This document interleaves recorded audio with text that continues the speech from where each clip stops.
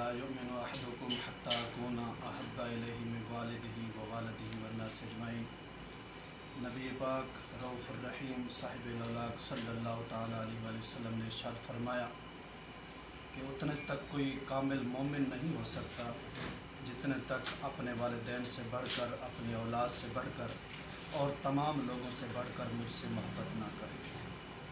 تو اس لیے نبی پاک صلی اللہ علیہ وسلم کی محبت دل میں ہونی ضروری ہے، تبھی آپ کی عبادات اور آپ جو بھی نیک اعمال کریں گے اللہ رب العزت ان کو قبول فرمائے گا۔